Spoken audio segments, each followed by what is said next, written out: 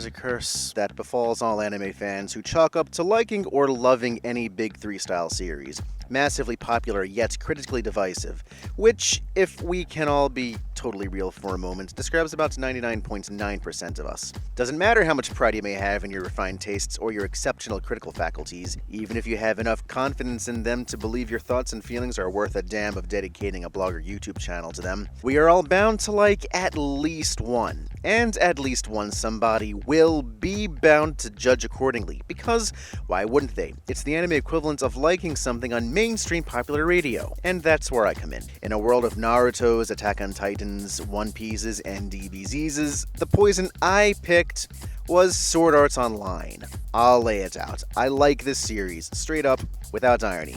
Even though it kind of sucks in regard to some critical things. You want to crucify me for it?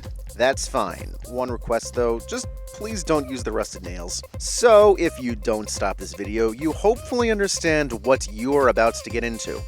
But maybe you're looking to see how much deeper I can dig my hole, or maybe you're legit interested in my thoughts and feelings. If either description fits, then how about we talk some Sword Art Online 2?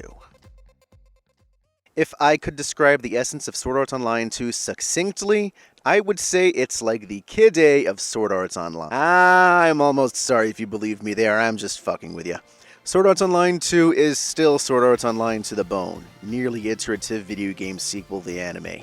Is Kirito still an unfairly overpowered son of a bitch? Is the action fucking awesome? Does every girl he comes across still want to bang him? Is he still doing that whole James Bond teenage wish fulfillment role wrong? Do the made-up video games look and sound like a shit ton of fun? Are they going to again make a big-ass deal over that AI daughter? Do the character designs plus scenery and props all look snazzy as hell? Will at least one detail make zero sense when you think about it, even just a little? Will the experience of watching this still be akin to feeling like you're 14 years old and on top of the world, even in ways that are embarrassing to admit? Come on, you know the answers to all of this already. What's more up in the air, however, and of way more interest, is whether or not SAO2 is the worthwhile kind of iterative sequel. Does it justify rehashing its many fundamentals through inventiveness in the details? Or is it a monument of half-baked deja vu? We'll discuss this arc by arc, because wholly consistent with the first time around, this season is split up into 2.5 arcs, starting with Phantom Bullet and concluding with Mother's Rosario, with a mini-arc called Caliber in between. Each warrants their own spotlight. So, first up.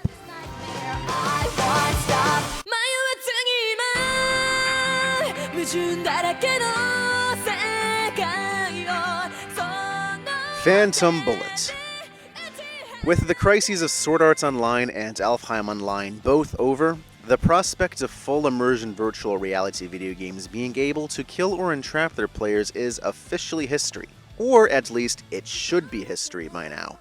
But it's challenged by recent rumors of a mysterious player in MMO shooter Gun Gale Online, who's known only as Death Gun, whose kills in-game apparently lead to the real-life deaths of his targets. The Japanese government is treating the rumors seriously enough to send in a man on the inside to Gun Gale Online to investigate whether Death Gun is real and truly does fit the rumors. And their choice of man is none other than Kirito, quite possibly the nation's most ably skilled virtual reality player.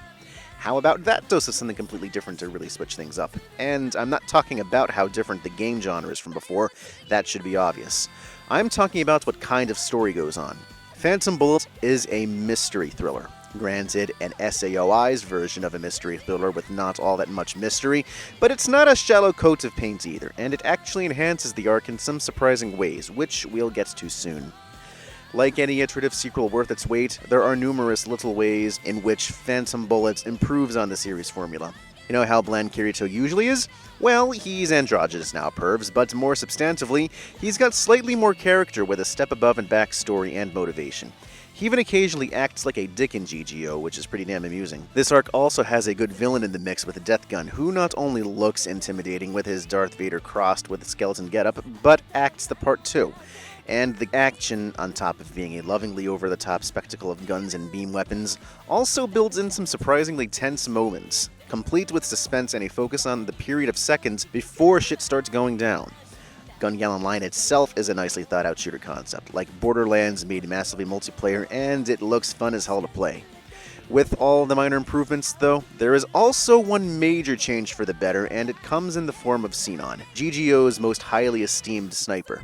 Functionally, she's the arc's designated Bond girl because, of course, but also Sinon is an excellent character, and not just by SAO standards either. She's a hyper-competent badass in GGO, but when we get the first glimpse of how she's like outside of the game at the end of the second episode, man, it's a legitimate chill down the spine moment, and her layers run deeper the farther in we go. She's a game changer, you know. Do you know how weird it is to actively want to know more about one of SAO's main characters, and believe in their pathos, and care about where the story takes them? This is how Phantom Bullets most benefits from the mystery thriller underpinnings, since in the right hands, this kind of backdrop rewards compelling character exploration for someone with inner turmoil like Sinon. Some of that goodwill even extends to Kirito. The second weirdest part of it all is how the arc uses it to try reaching for thematic depth, tackling big themes in SAO. And the weirdest part? They do a good job at it.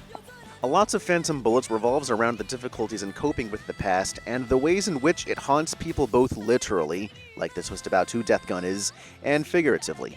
The way it manifests for Kirito is too spoilery to talk about in much depth, but it convincingly ties in past events from Sword Arts Online with surprising grace.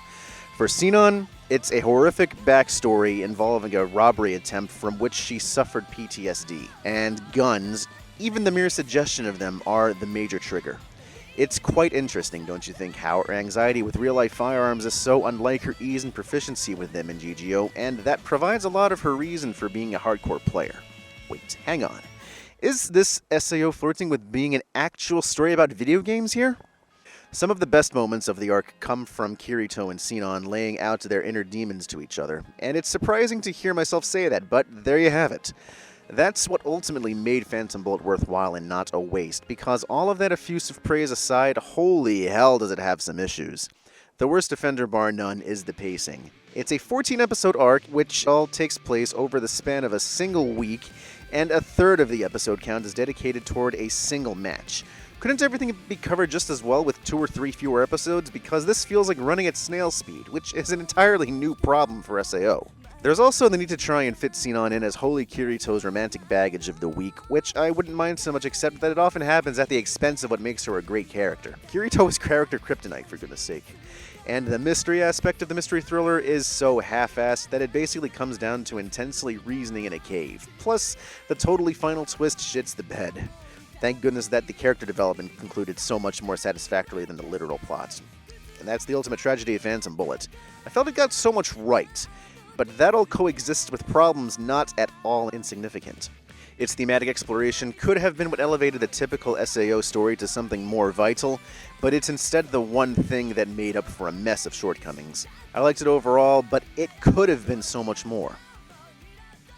After Phantom Bullet ends, SAO has a built-in intermission, Caliber.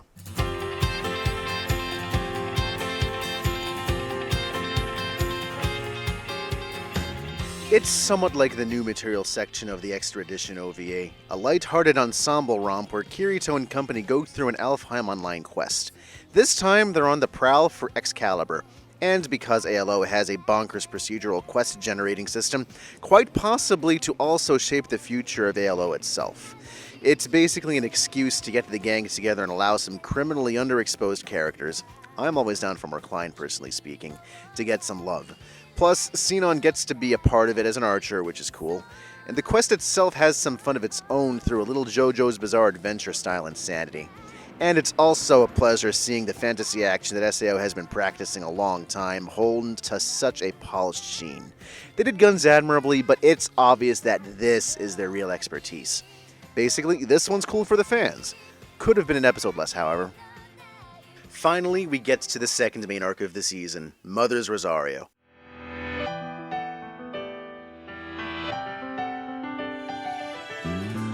Now, this radically changes things up. Firstly, because it's the first time a major arc doesn't take place in a new game. This takes place in the SAO components of Alfheim Online instead. But mostly because this is the first time Kirito is not the main protagonist. Everything instead revolves around Asuna, with her boyfriend only popping up in the occasional supporting role. It's also both the weirdest yet surprisingly most natural kind of story that SAO has attempted, especially in terms of what's at stake, i.e. a lot less than everything before. So here's the deal. At the same time that Alfheim Online has just released the next set of floors for SAO's flying castle, Aincrad, Asuna gets told by the other harem gals about an incredible ALO player named Zekken, who has challenged everybody itching for a fight to one-on-one duels and has maintained a flawless win streak, even against Kirito. She also apparently has a powerful sword skill unique to them only, and so Asuna, with interest piqued and encouraged by the others, travels to Zekken's dueling site, finds out to her surprise that Zekken is in fact a girl, and accepts the duel. What then follows is one of the most fucking incredible battles staged in the series. Sword Art Online has become masterful in doing this kind of thing, and though Asuna is ultimately about to lose at the mercy of Zekken's famed sword skill, Zekken abruptly cuts the battle short because her duel the whole player base shtick was secretly an audition for finding a worthy temporary party member for her little guild, the Sleeping Knights. What for? Well, with the new Aincrad update that has just come out, the Sleeping Knights wants to do the seemingly impossible. Single-handedly beat one of the floor's bosses without the assistance of anybody else. Zekken's convinced that Asuna is the one they need. Asuna ultimately accepts and gets taken on a wild ride as a result. For the first and probably only time it might ever happen, everything clicks together just right. You can always rely on the action being top-notch, of course, but even the characterization is on point. Zekken is great and compelling, but amazingly, even the people who have been sticking around for a while feel more well-rounded as characters in this. Lisbeth in particular gets a significant uptick in personality as a result, and they even managed to redeem Kirito by A, actually following through with some of the goals he mentioned in the first episode that end up being important for this arc, and B, only having him there for short spurts at a time, which does more to make him thoroughly likable than all of his time as the main protagonist.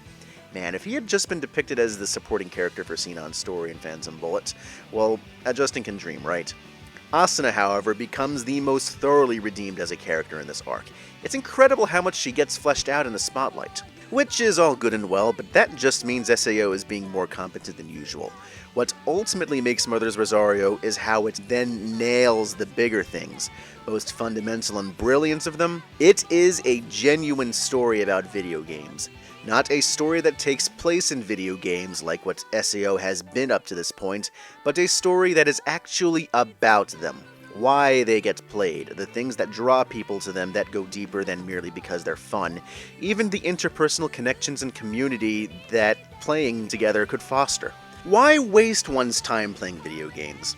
Phantom Bullet came closest to tackling such a question through Sinon, but Mother's Rosario goes all in. We see it through what Asuna is like outside of virtual reality or Kirito's gravitational pull. She seems hopelessly stifled and powerless in her home life, with a mother who has a stone-set plan for her future, contrary to what Asuna actually wants, but she has no real say in it. Thus, Sword Art Online and Alfheim Online have been her friendlier home away from home, able to enjoy herself and hang out with her friends in the process, among which she could now count the Sleeping Knights. We eventually see it through Zekken as well, though why is something best left unspoiled. The most I'd say is that the eventual friendship between Asuna and Zekken is a pretty wondrous sight, profoundly impacting them both as the time goes on, and it all culminates into the most heartbreakingly bittersweet thing imaginable. It has the feel one might associate with a coming-of-age YA novel, and I mean that in the most complimentary way possible. It's a radical shift away from how SAO has treated its video games as well. Up to this point, awesome as they seem to play, they have been these dystopian entities which would trap you with no way to escape, and could kill you in real life if they gave you the chance. In Mother's Rosario, however, they're shown as practically utopian in how they could shape and change people's lives for the better. Maybe that's tinged with a bit too much idealism, but I'm finding it hard to care. I didn't even realize such a change in stance could be this refreshing, and it feels so nice. Let's not mince words. I love Mother's Rosario. It is easily the best thing Sword Art Online has done by a mile. It's the kind of arc that, no exaggeration, could convert a few haters. If there's one thing I could really knock it for, it's that it was a bit too short and could have stood to be a couple or few episodes longer. But I don't blame the arc itself for that. How could I, when there are two other lesser arcs beforehand that ran too long? And that brings us to the conclusion. Sword Art Online 2 ended on a high note, no doubt about that.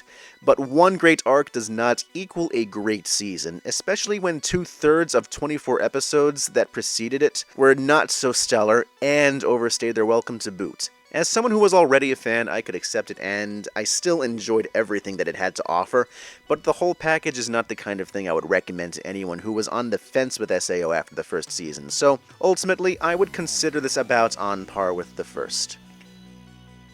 Thank you for watching. Please chime in through the comments if there's anything you'd like to say, and until next time, this has been RedStripe Reviews with your host, Justin, now signing off.